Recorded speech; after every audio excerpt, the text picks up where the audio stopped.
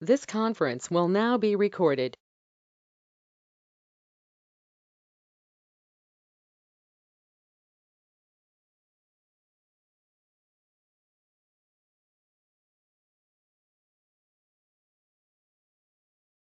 Hello students, I'm Dr. Divya from TeenEinstein. So in the last class we were discussing about biodiversity, a new chapter. So just an introduction and few other topics we had discussed in last class. So in today's class, in chapter 15 biodiversity part 2, we are going to discuss about patterns of diversity. So in part 1, we learned what is biodiversity. So since life originated on Earth, there have been enormous diversification, different types or diversity of life forms on this earth. You know that. We can see different types of life forms on earth. So, what is biodiversity? This definition we have already learned. So, biodiversity means the sum total of diversity that exists at all levels of biological organization, in all levels, not only in one level, in all levels of biological organization. So, diversity at genetic level. We can see different types of diversity. In genetic level, you can see diversity. Then species level diversity, you can see ecosystem diversity, you can see. So genetic level, species level and ecosystem level that we need to protect. Different types of recombination and all. That is the reason for genetic diversity or climatic changes. So according to the climatic changes or the environmental changes, due to that, the genetic condition is also varying. So based on that, genetic level diversity you can see. So more than 1.5 million species have been recorded in the world. See, there is a 1.5 million means you can't imagine that much. It is showing high diversity. That many species have been recorded in the world. But still so many are not discovered and not yet named like that. So many are there, nearly 6 millions of species on earth. Still they are waiting to be discovered and named. So we said group of fungi, that is more species compared to all vertebrates and other things and all. So fungi is having more number of species. So these topics we have discussed in the last class. So in today's topic, we are going to, in today's class, we are going to discuss about patterns of biodiversity.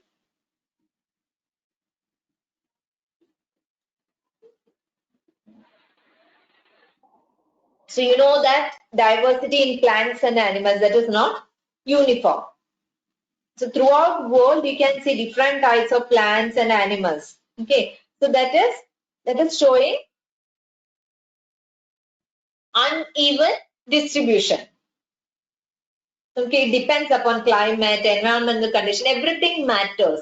So due to that, you can see uneven distribution and diversity patterns. That is due to like latitudinal, altitudinal, geographical, topographical, and humidity gradient. Due to all this, you can see different patterns, or according to these many patterns of diversity you can see.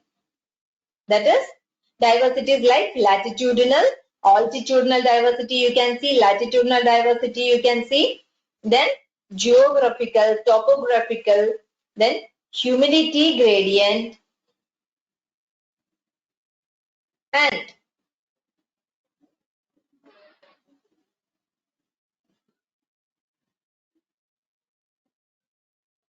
first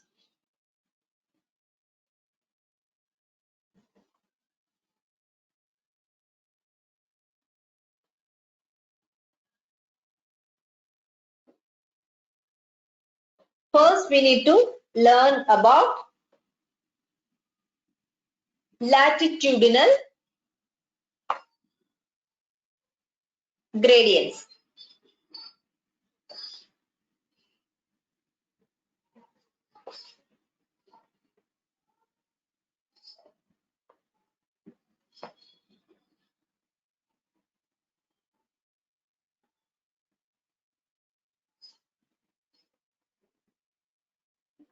So here, latitudinal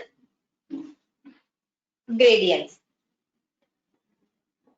See, when we are moving from low latitude to high latitude, that is from the equator to poles, from low to high, low latitude to high latitude. That means from equator to pole, that time biodiversity decreases.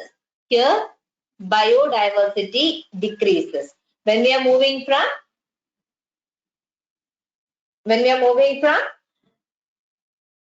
low to high latitude, that means from equator to poles, when we are moving, biodiversity decreases. Okay. So biodiversity is minimum in the Arctic region. In Arctic region, biodiversity will be minimum, and in temperate area it will be moderate, and maximum biodiversity you can see in tropical regions. So biodiversity will be minimum in the Arctic region. Don't forget, minimum it will be in the Arctic region, then moderate in the temperate area, and maximum biodiversity you can see in the tropical regions. Okay. So for example, we can see Colombia, which is located near the equator. There you can see about 1,400 species of birds. So you can see 1,400 species of birds, and temperate area.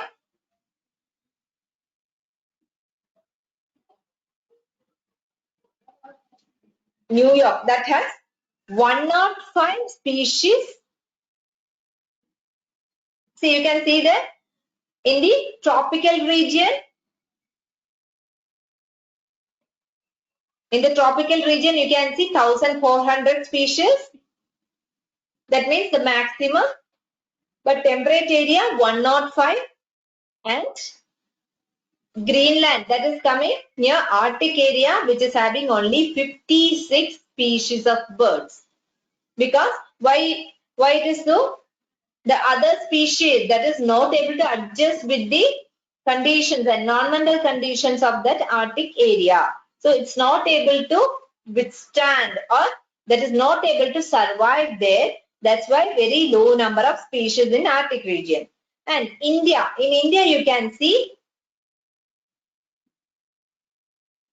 India 1,200 species of birds. Why? Because most of the land area of our country that lies in tropics. So you can see 1,200 species of birds. That is comparatively it is more, maximum in the tropical region you can see biodiversity. Okay. Then tropical Amazonian rainforest in South America, that is showing greatest biodiversity on earth. Where you can see greatest biodiversity on earth? Amazonian rainforest. There you can see maximum biodiversity on this earth.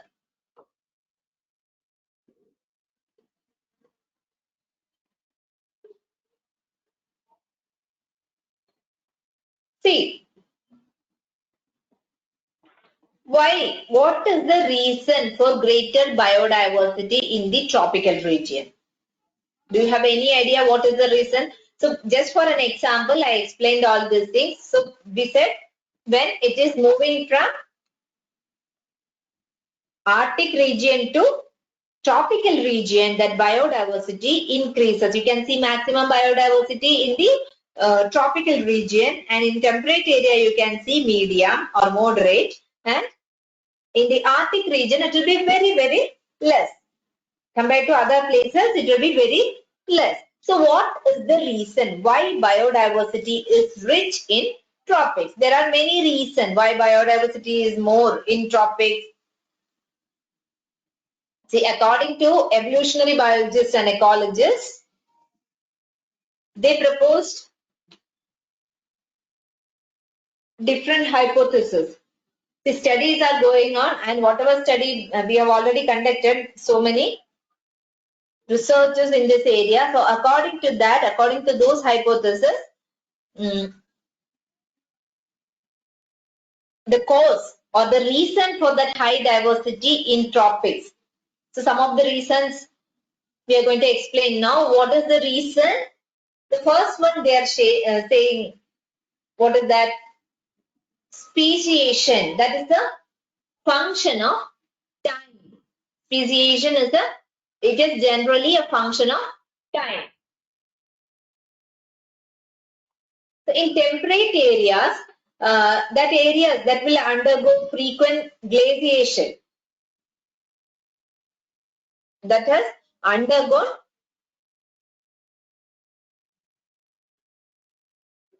glaciation in the past. Okay, so in the past, there frequent glaciation, it was occurring like that. So that caused the death of many species. Okay, so that situation, due to that situation, many species got killed. Okay, so no such diversification occurred in the tropics, where those species, they continue to flourish and they evolved undisturbed for millions of years. Okay, so what they are saying, speciation is generally a function of time. Unlike temperate regions subjected to frequent glaciation in the past, tropical latitude have remained relatively undisturbed for millions of years and thus had a long evolutionary time for species diversification. So here in the tropical region, that area without any disturbance, here in other areas that got frequent glaciation, but in the tropical area that remained undisturbed. Okay, here continuous climatic changes in the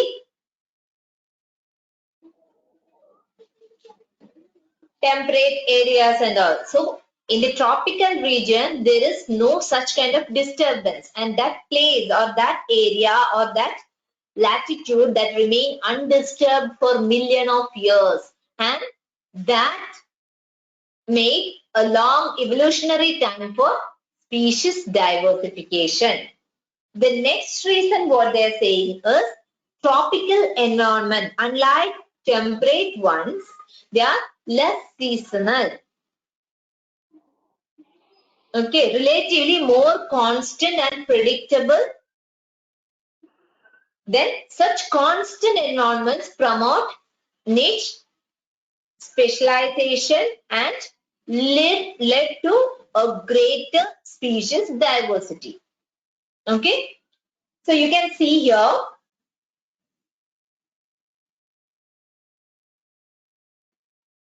in the warm temperature and high humidity that will be present in the tropical areas.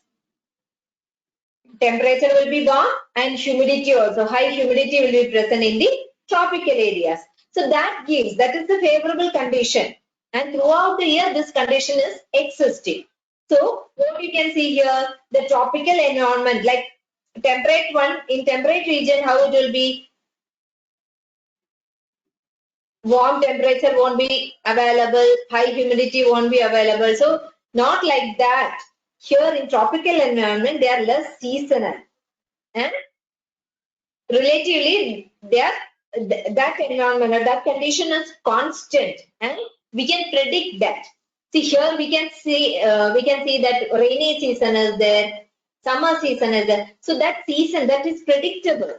So such constant season and that favorable condition, environmental condition, that is helping all the tropical organisms for what? for species diversity. So that makes species diversity. Then the third reason what they are saying is there is more solar energy available in the tropics, which contribute to higher productivity, and that in turn might contribute indirectly to greater diversity. Here solar energy, it is available in the tropical area. Tropical area receives more solar energy over the years, and they are near these tropical areas that will become more productive, and that is supporting the greater diversity. So due to more solar energy availability, this tropical region, their species, they are showing more productivity, they are showing higher productivity, and that is contributing indirectly to the greater diversity. Okay. Then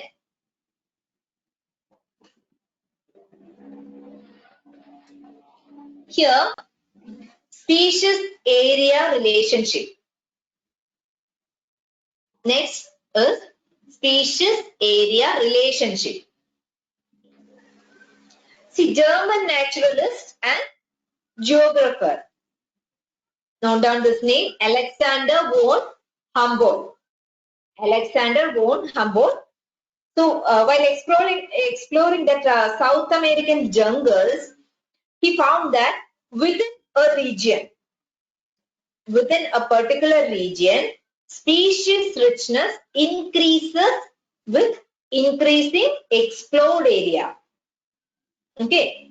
So during his studies, Alexander von Humboldt, he observed that within a region,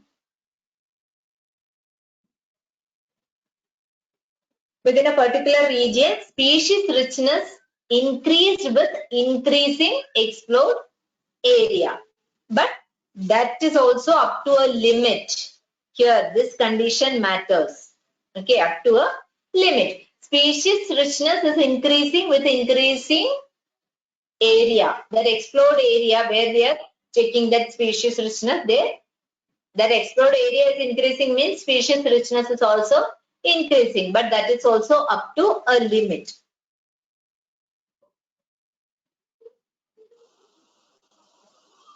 So that relationship between species richness and that area, that turned to be a rectangular hyperbola. Here you can see species richness and area. Here species richness is given, here area. So when species richness is when area, that explored area is increasing means species richness is also increasing, but that is also up to a limit. So that relationship between species richness and area, that is a rectangular hyperbola.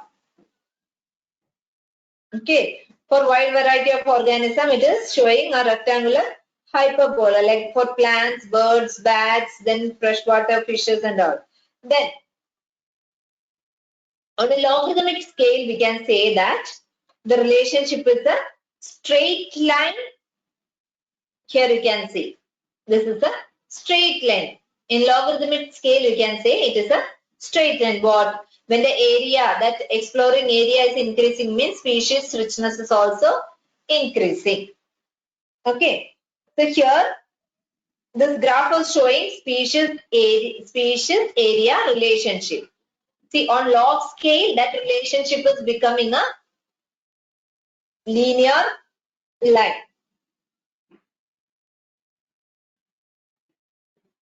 Or it is becoming a straight line on logarithmic scale. Here you will get on logarithmic scale, it is a straight line, and the relationship between species richness and area, that will normally it will be a rectangular hyperbola for wide variety of organisms. Which are the organisms? Organisms like birds, plants, fishes, freshwater fishes and all. It is showing a rectangular hyperbola. Then in a logarithmic scale, it is showing a straight line. So here on log scale, see here we have mentioned on log scale that relationship is becoming linear on logarithmic scale. Okay, here S is equal to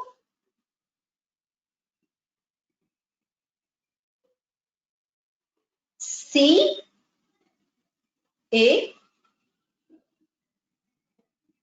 or you can write as log S is equal to, how you can write this?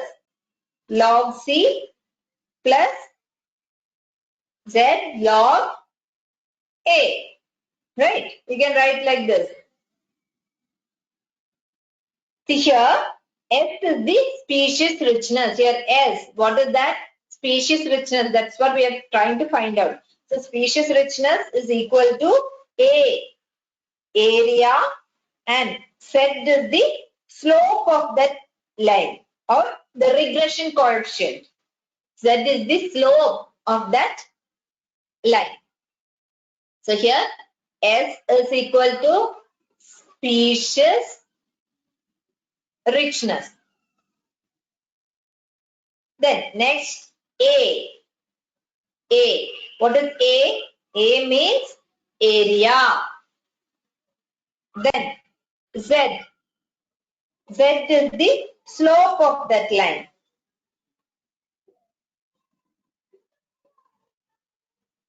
Z is the slope of that line. Then next, what is remaining now? C. C is Y interpret.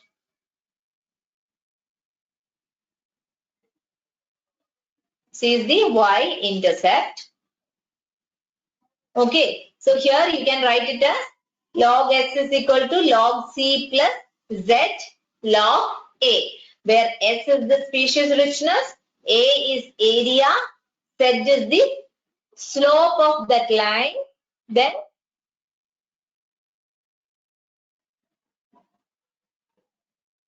next is C. C is the Y intercept. Okay.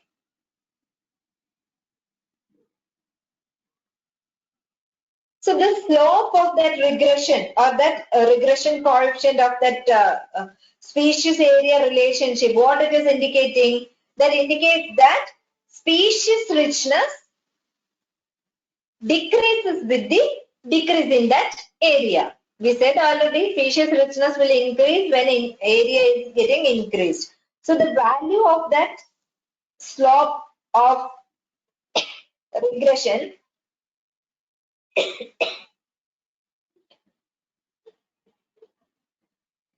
that lies in the range. In which range it will be? 0.1 to 0.2. When that it is analyzed among the small areas like plants in some place like Britain, or otherwise we are thinking about, or we are studying about some mollusks in some state, some New York state, something like that we are studying, means that range it is showing 0.1 to 0.2. So that species area relationship, it is when it is done for very large area, like for a continent, in that concept it is doing, means that Z range is 0.6 to 1.2. Okay, when small area it is doing, means 0.1 to 0.2. When it is considering in the continental way, it is showing 0.6 to 1.2. Okay.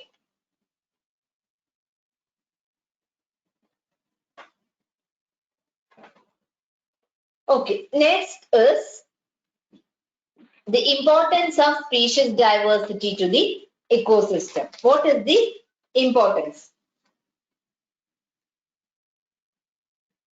See, number of species which is present in a community, that is, it really matters for that ecosystem, functioning of that ecosystem, because rich biodiversity is very important for stability. Then for productivity, for more productivity, biodiversity should be more. Then for alternative pathways and health of ecosystem. Okay, so ecosystem will become more stable when it is species rich. Okay, so first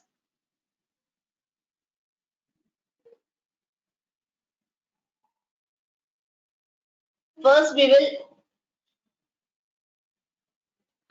learn about this.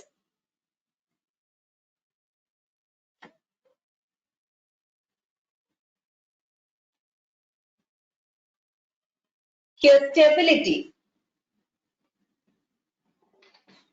See,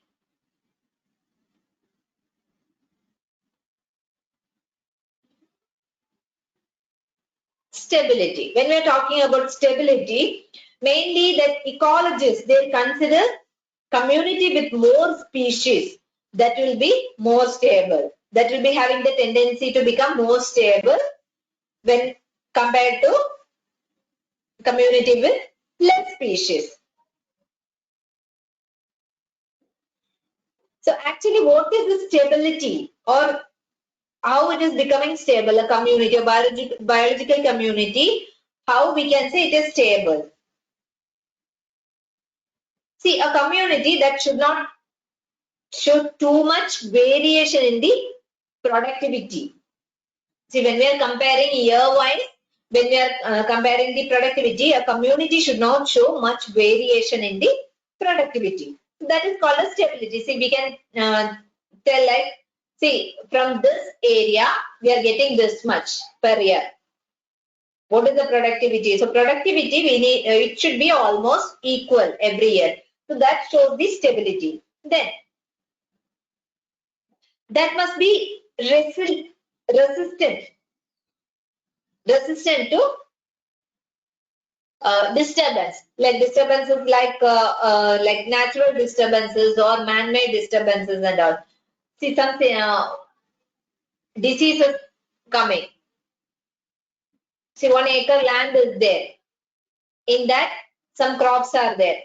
If any man-made disturbance from, see, per hectare, we are saying per hectare we are getting this much from this crop. This many tons per hectare, that is the productivity. So every year it is getting repeated, like almost in the same range, or average productivity is that much. If it is not changing or not getting altered so much, means that is stable. And if there is any man-made disturbance or natural disturbance for that biological community,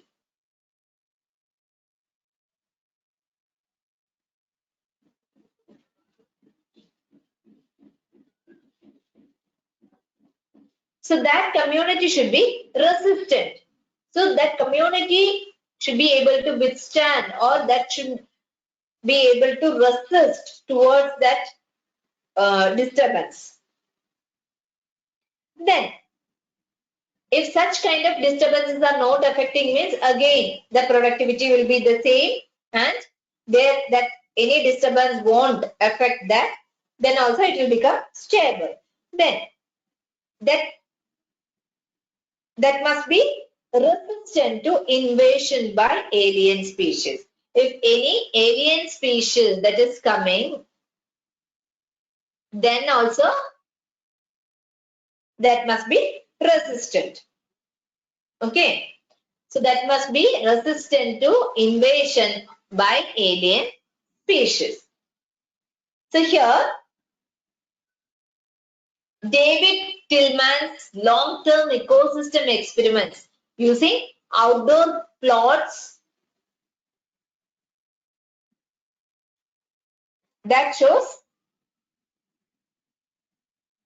these attributes, like whatever we said, these attributes, they are linked to species richness in the community.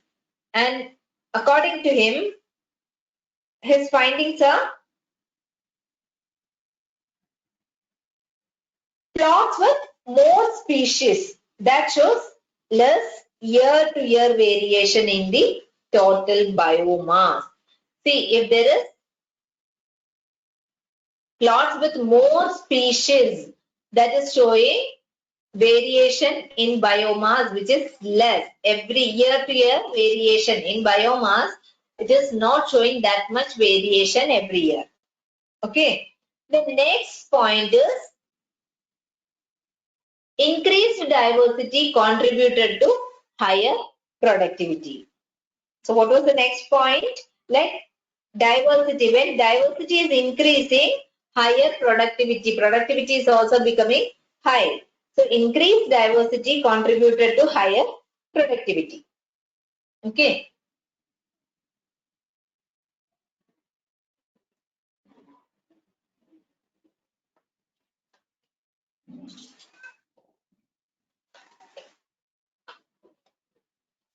Next is ecosystem health.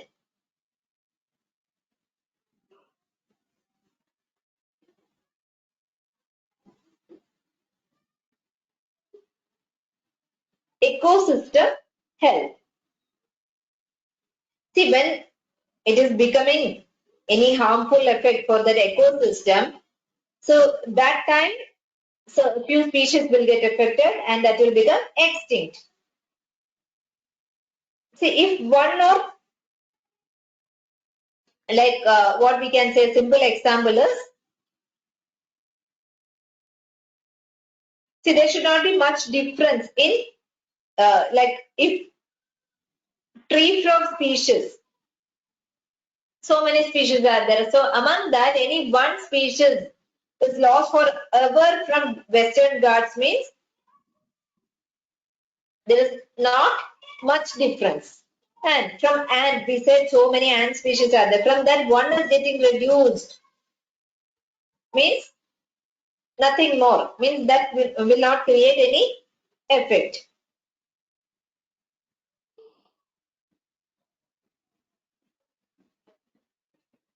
But here what we need to remember is biodiversity means it is not only essential for ecosystem health, but for human existence, for the existence or the survival of human race on earth. For that also this biodiversity is very important.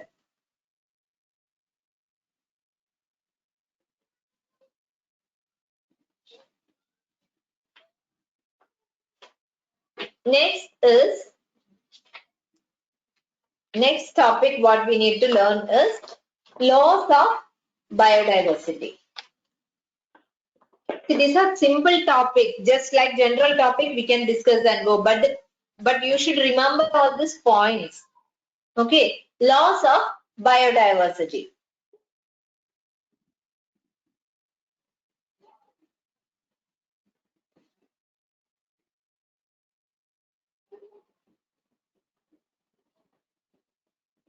See, we have doubt that any new species or any new species are getting added to this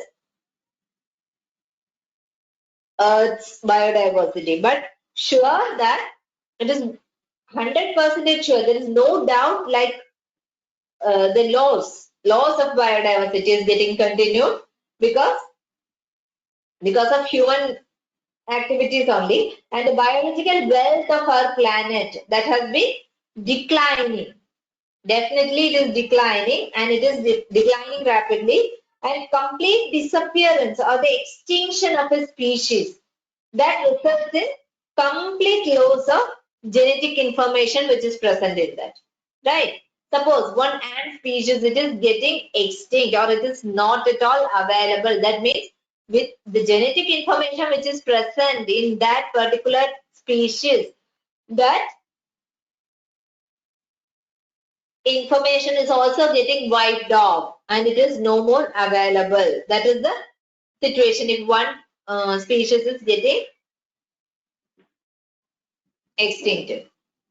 The natural extinction.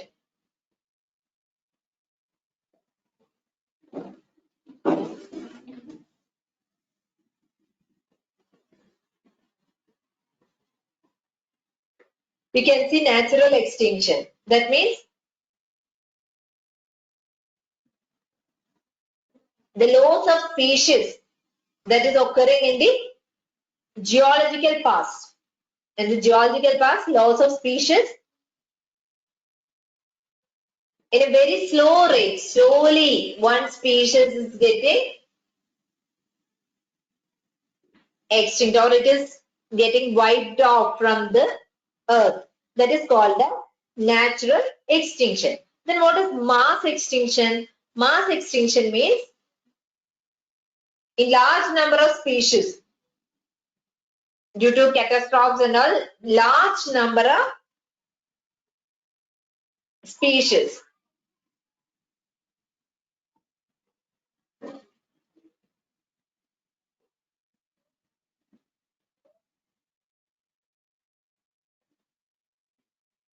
Okay. So according to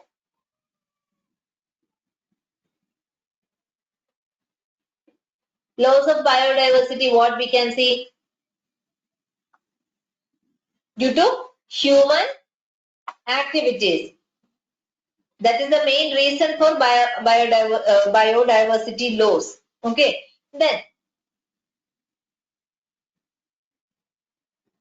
here, for an example, we can see colonization of tropical Pacific island by human. That is, or that has led to the extinction of more than 2,000 species of native birds. So these are all human activity. Okay, nearly 2,000 species of birds.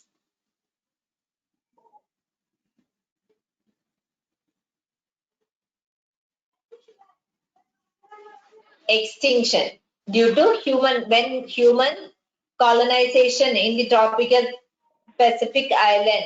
Due to that extinction of more than 2,000 species of native birds. Then IUCN Red List 2004. In that documents the extinction of 784 species in the last 500 years. So you can see extinction of 784 species in the last 500 years. So some example we can see is dodo bird in Mauritius, then quagga in Africa, then thylacine in Australia, then Steller's sea cow, Russia. So all these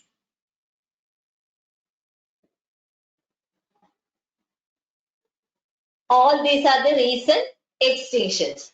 Then more than 15,500 species worldwide are facing the threat of extinction. So presently 12% of all bird species, 23% of all mammal species and 32% of amphibian species and 31% of all gymnosperm species in the world face threat extinction. So in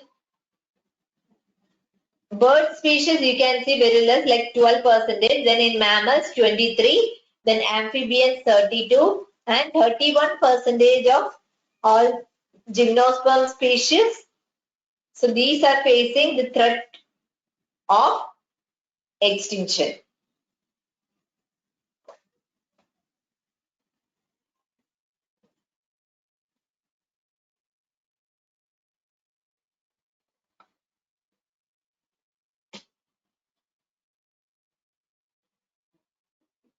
Then here,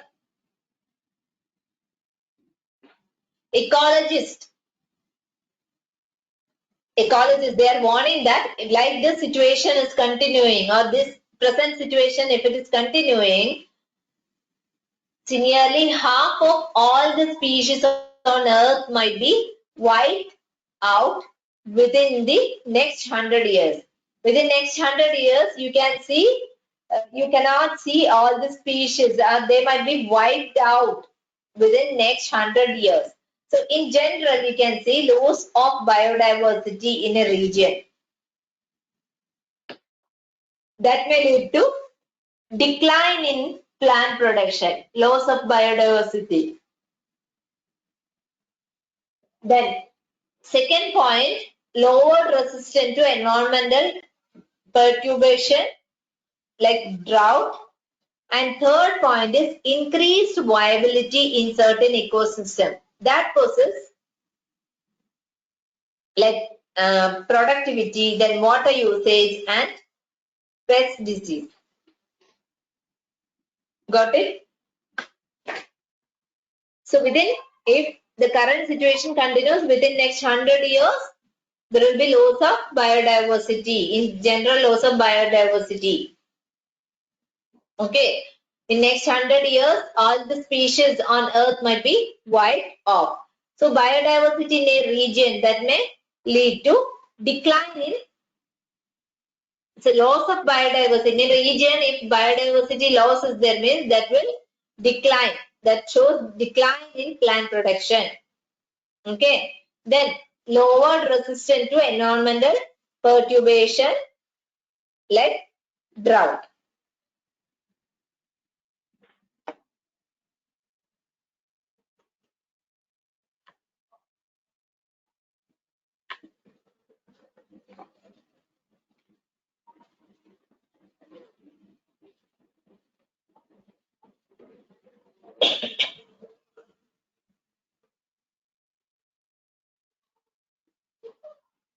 Then biodiversity losses. What are all the the causes of biodiversity losses? So due to human activities, we can say that species extinction and all, the world that is facing accelerated rates of species extinction. So here it is mainly it is due to human activities. So there are main 4 causes of biodiversity losses, that is called as evil quartet. What it is called as the evil quartet. So first is, here we can see 4 major causes: habitat loss and fragmentation. Next is overexploitation. Third is alien species invasion. Fourth is co-extinction. Okay. So first one, habitat loss and fragmentation.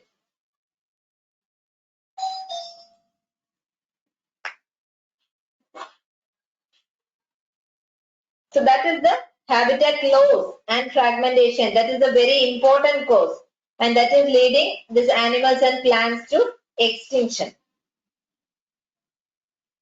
Then, like people will cut trees, the agricultural land, sometimes they will fill that wetland, then plow that grassland, then burning forest, all these natural habitat, it is getting destroyed. So these changes, what it will be? These changes, they will kill or they will force out many plants, animals, then microbes, and that will create problem in constant, or that will disrupt that interaction among the species, among plants, animals, and plants, and all. That interaction is getting disturbed. So the example of habitat loss that comes from tropical rainforest.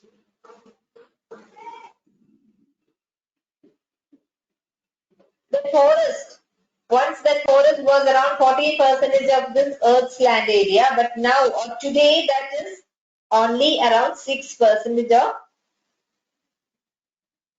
total area.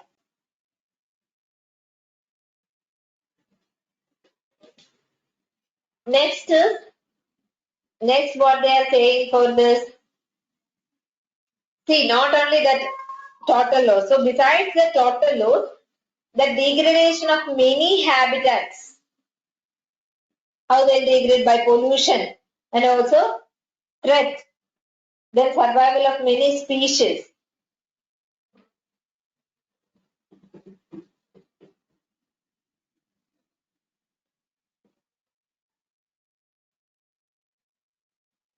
So for example, pesticides, usage of pesticides, that is reducing the, or that is due to that reason, fish eating birds and falcons, that is reducing that eating. And it may create some issues like poisoning and all, right? Then another reason, large habitats. So many large habitats that all these habitats are broken into small fragments. So that is another reason. You can see that is another reason. So that is the habitat loss and fragmentation. Next is overexploitation.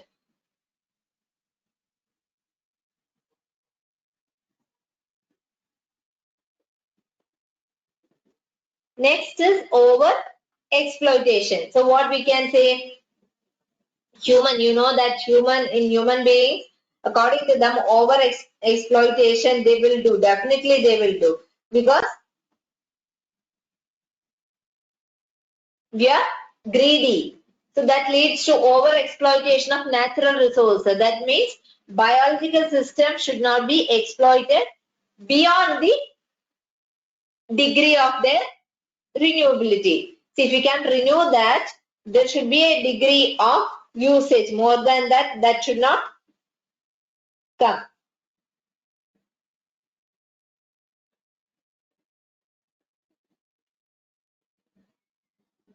Next is alien species invasion. So when a new species it is entering to, alien species invasion means when that new species is entering into a particular geographical region, that is called as alien or non-native species. So when that alien species they are getting introduced,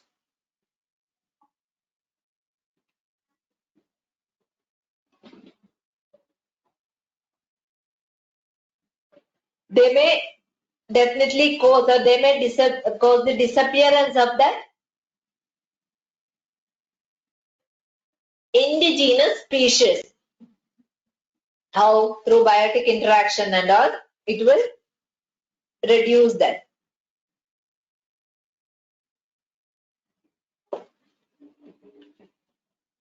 Next is co-extinctions.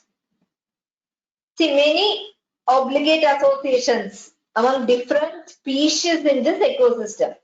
So when one of them is getting affected or extincted, so the plant or the animal species which is associated with that they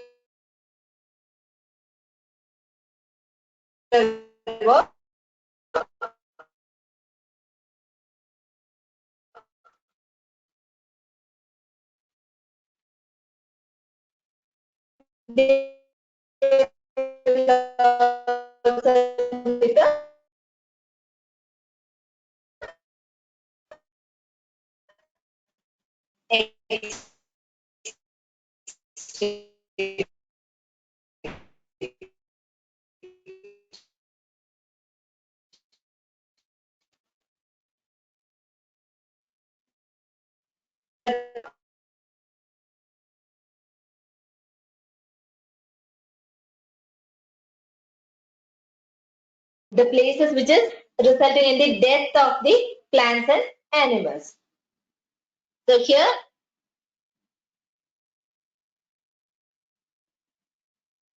when that alien species they are entering, then also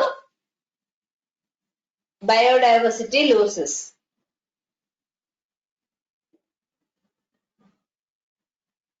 Then last we said about co-extinction. What is that co-extinction? Different species in ecosystem. See, when one of them getting affected, that time this animal species, they also will become extinct. See, for example, like plant pollinator.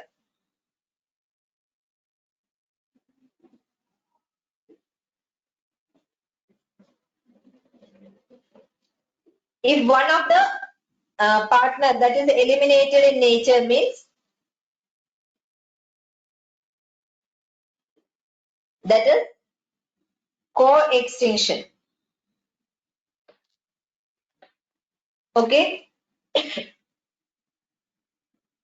Next, why we could conserve biodiversity, or why we should conserve this biodiversity.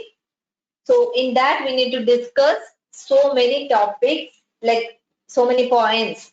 Why we need to conserve this biodiversity, or what is the usage of that. Then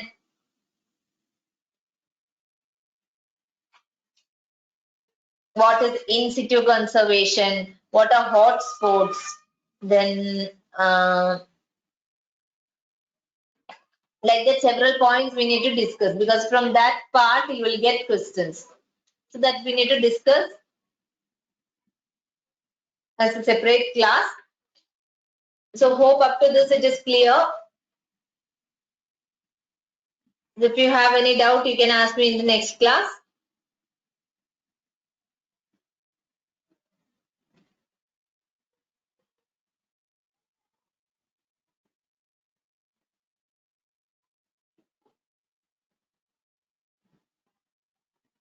So that's all about today's class. In the next class will be the last class for this chapter. So we need to discuss important points also in the next class, like the type of question which is coming from this chapter. I'll give examples for that also. So the next class we can wind up this chapter. Okay, thank you.